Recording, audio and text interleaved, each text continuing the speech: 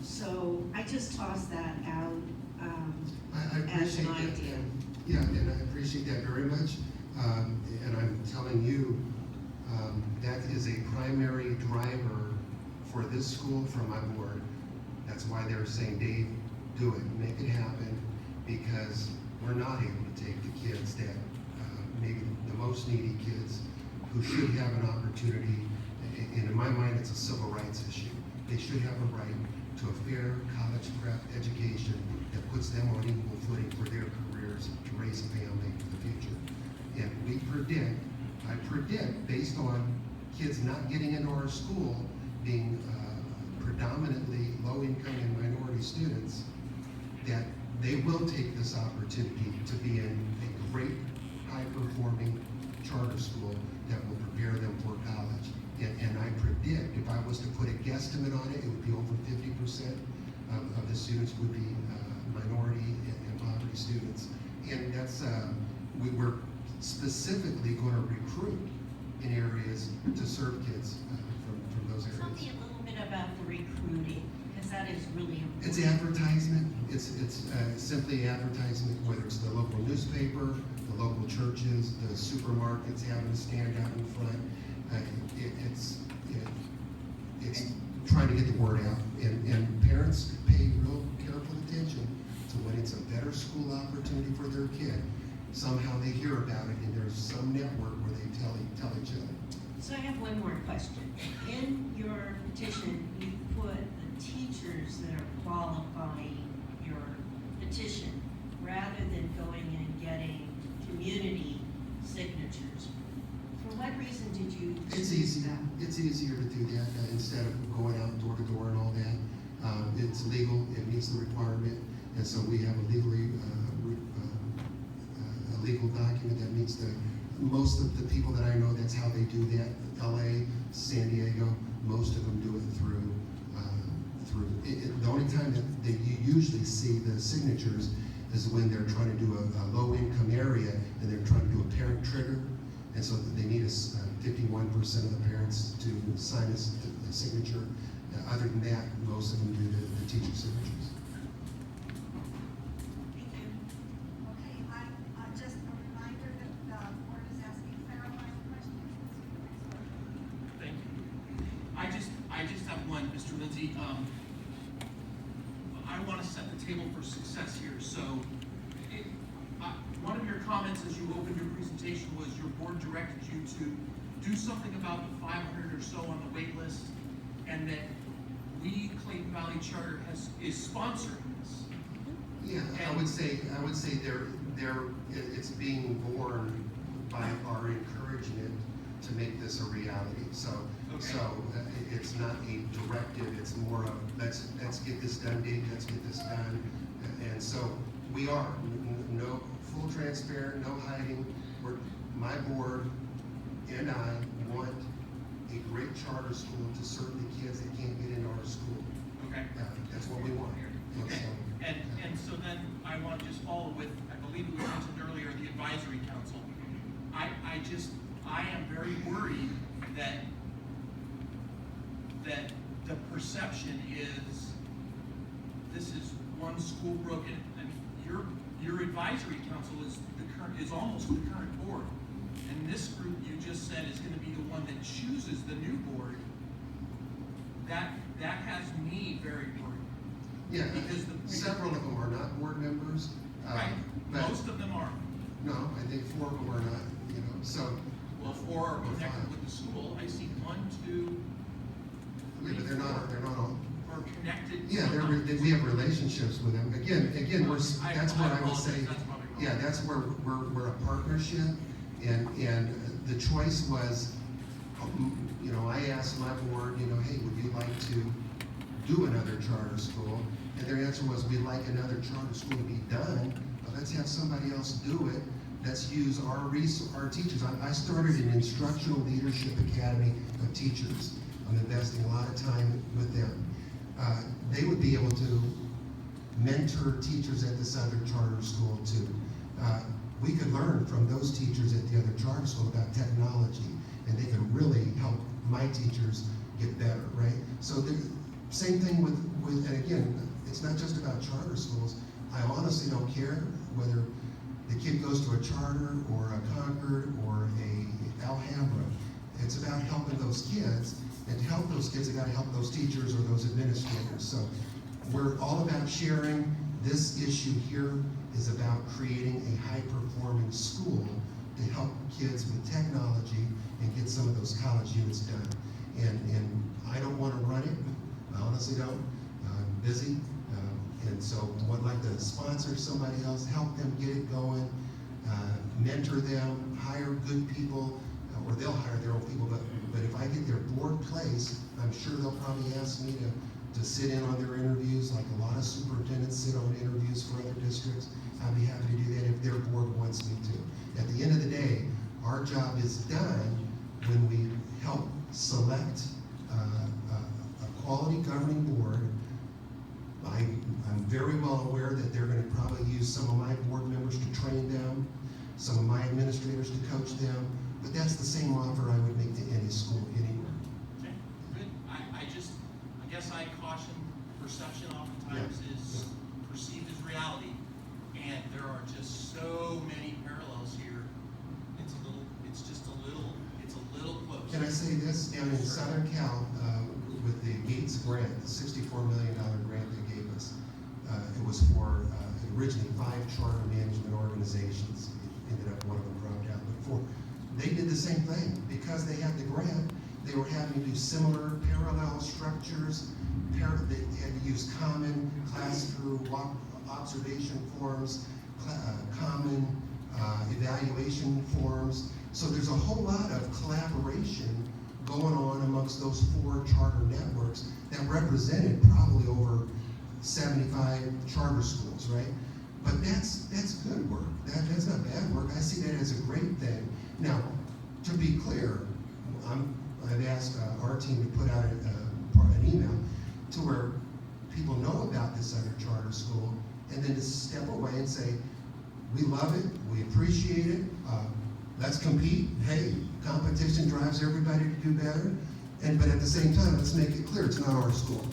That's not Clayton Valley High School, a charter high school, that's its own. So we're gonna do a good job to clarify, but then God bless them. Hey, if Northgate, if College Park, if Concord does something really well, and I'm sure they do, I wanna know about it, and I'd love to be invited to the table because I wanna learn from them. And if they see, hey, Linzey's doing something great over at Clayton Valley, let's share, then let's compete, and let's get better and make education in Contra Costa County viable and great for all of our kids. Period. End of story. And anybody that doesn't like that ought to get out of education because it's about the kids. That's how passionate I am about it.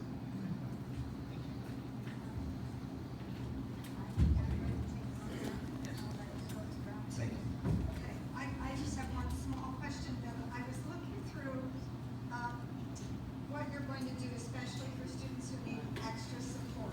So I'm in the budget, the planning budget, and I just need you to explain to me because I couldn't quite understand the trend.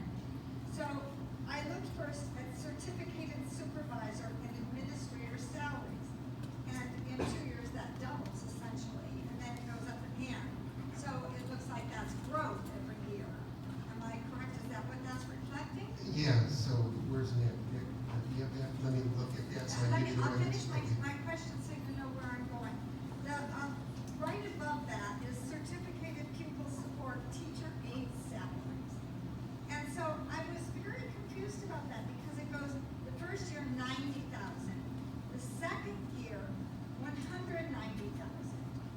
The third year, 193,000, and then 197,000. So what's happening there? So you need to go to the assumptions page and see the number of people in that category. You're adding the number of employees in a certain category on certain years. And so let me take a look. I just have to have you teach me how to read that. Yeah. So you have enrollment, you have enrollment jumping from 598 or 600 to 900. So when you're increasing the enrollment by a third, you're going to also increase personnel to match that increased enrollment. So on that assumptions page, which is your first page, I don't know if you have the assumptions page. So if you have the assumptions page, yeah. Well, okay, all of those numbers are following enrollment, and then the number of employees in specified categories. And so if you're adding 1 year more counselors or more administrators, and you know, it depends on which category. I'd love to sit down and go through it line item with you if you wanted to You know, sometime. I can't figure it out. Just what I think might be helpful if you don't have the page is that enrollment in year 1 is 598, year 2, 900, year 3, 1,100, year 4, 1,200, and it stays flat. So I think that is going to explain just about all of those personnel expansion numbers that you see. We are literally more than, well, we're doubling in size over the course of the first 2 years. And then after that, you're stable from then on out, so you're only gonna see cost of living after that. So when you're adding new kids, you're adding new staff, so you may double in 2 years, right? But then once you stabilize and only add 100 kids, and then you're flatline, you're only gonna add COLA. So, And for instance, are you saying that you're going to add more certificated supervisors and administrators even in year 4? Because that keeps going up significantly even when the numbers of students don't. Line 13.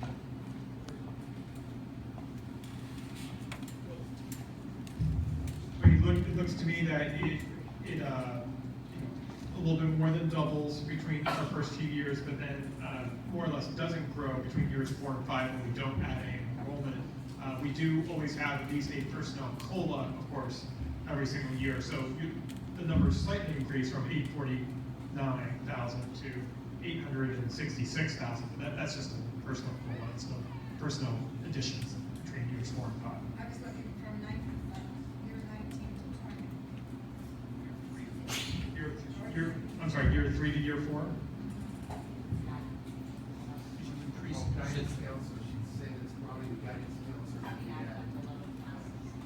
So we're adding juniors and seniors, we're adding more. Got it. That's all I wanted to know right up a second. Thank you very much.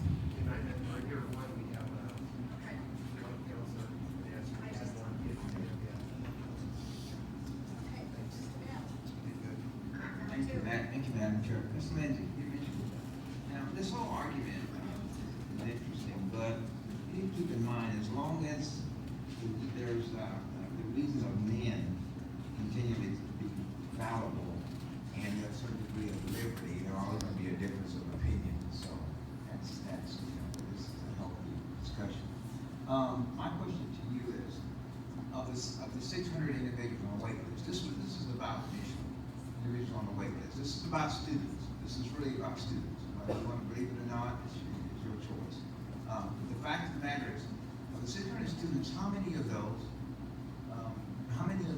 are you considering 4 subgroups in terms of low income, foster youth, homeless, and English learners? What's my Hypothetical. At least 50% are from the Antioch, Pittsburgh area. And we mostly get kids that are from free, reduced, and minority students from that area. So, and then we have another Okay. 25–30% from the Concord area. So depending on the wait list, it's easily 60–70%. At least over 50%, yes. I know Antioch has the highest number of foster youth in the county. That's a fact. Whether you want to believe it or not. In addition, it's also low income. So, okay, now, one final question as relates to one thing you mentioned. You had mentioned that your graduation rate was what again? 99% last year, with a 230 credit, 3 years of science, 3 years of math. The hardest requirements I've ever seen for any high school, and we have a 99% graduation. Well, I was looking at your AYP as well, which the Fed still uses to some extent, some individuals don't. And I noticed that over the last 3 years that you had, you met all the requirements. I mean, very easily. And so about making things up, this is a matter of fact. Now, we would compare your particular score with other scores in the district. I won't do that, you know, I don't want to embarrass anyone, but, the proof's in the pudding. So I just want clarity on that, academic, because we have to look at some assessment, we have to look at some testing.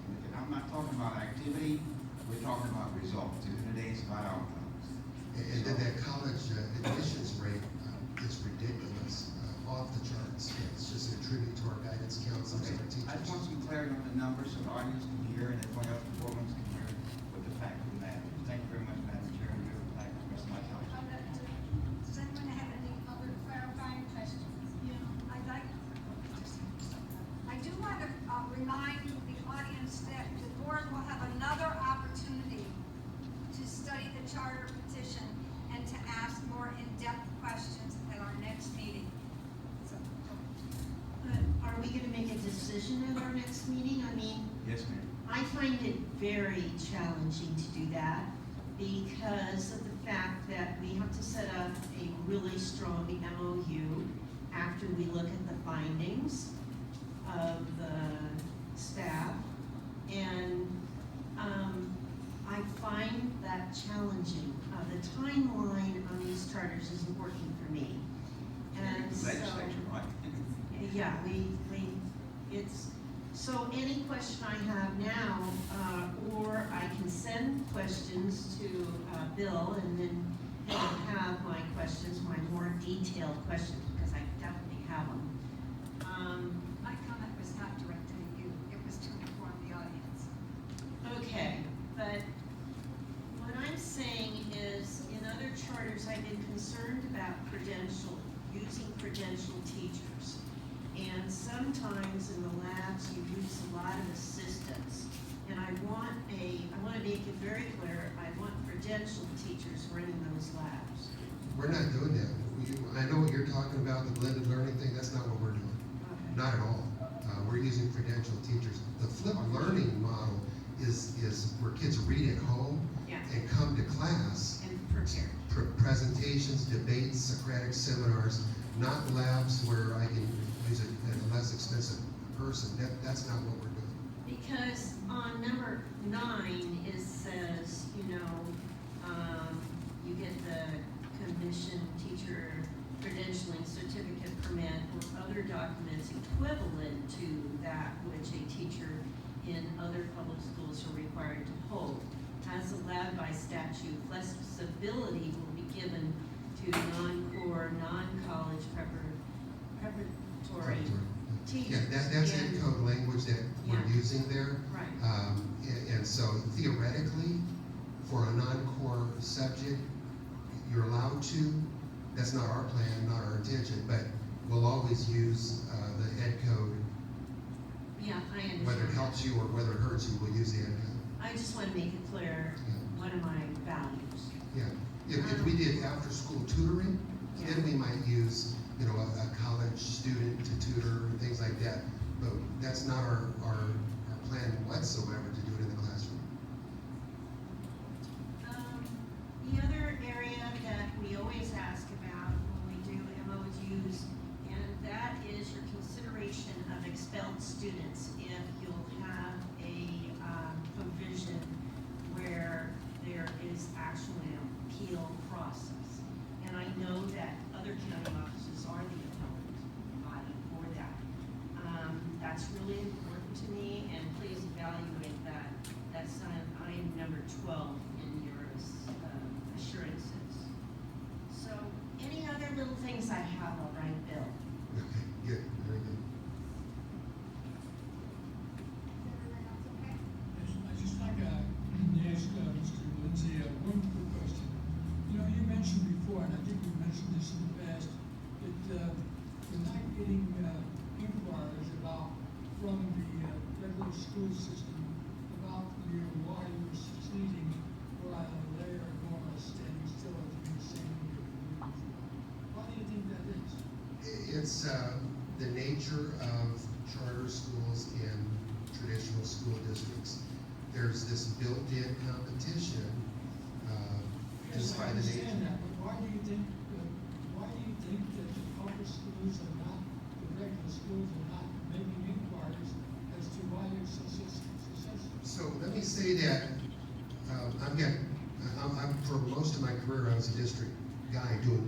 stuff I'm doing now, I created my model off of Marzano, Daggett, and Doug Reeves, right? When I was in regular public schools, before I went charter, then I took it to the charters and got great results there too.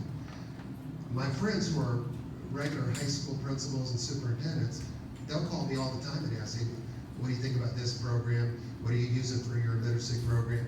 So where there's friendships, there's a lot of that kind of discussion. But in the local area, I'm from Southern Cal, right? So in the local area, there's not this built-in, where do you see each other? Where do you build those relationships with other superintendents? There's not this access. So if there was this, here's a suggestion, and I don't remember who I was telling this to, but I would love for you guys to put on an instructional conference in the summer, right when school's getting let out the next week for the entire county schools. Bring Dr. Bill Daggett, who's a regular district guy, not a charter guy. He's the #1 trainer in the nation bring him. Then have keynote addresses or breakout sessions from regular good instructional people and charter people. Let's share together and have people, they don't know the difference between whether you're a charter guy or a regular district guy. Don't tell them the difference. Just put up the assignment and let's learn from one another. The county could facilitate that very well. And I got the relationships with Daggett and his Mr. Lindsey, I'm sorry, I know that you have a dream for us and a vision for sharing, but we need to move our meeting along. And so that is a discussion for another day, and it will be a good discussion when it happens, I know. That's a good idea, Mrs. Lindsay, thank you. Madam Chair, this quote is timely. In the words of Woodrow Wilson, if you want enemies, try to change something. It's a fact. Okay, I have one more question. Okay. I'd like to know a little bit more about the proposed board. I realize you don't know who will serve on the board, of course, but I want to know how you're going to make certain that the members of the board represent all your stakeholders and that your stakeholders feel like they are totally represented on your board from the very beginning. I saw the list of who might be on your board, but it just said, some parents, and so what do you plan to do to make sure that it's smooth sailing?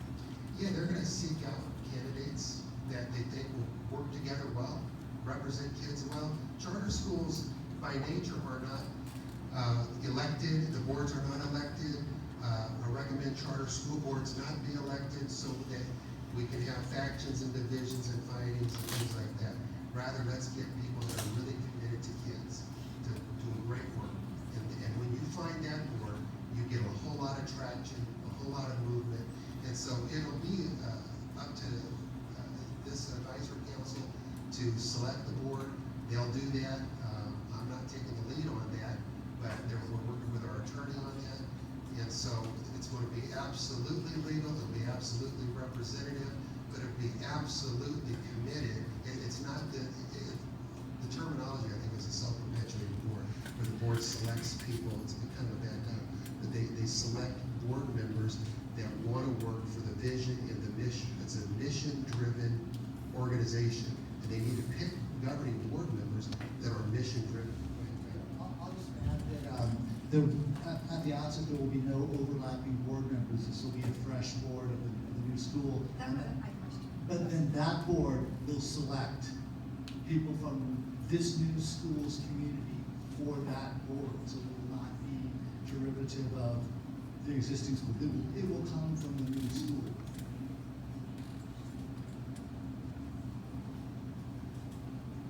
Any other questions?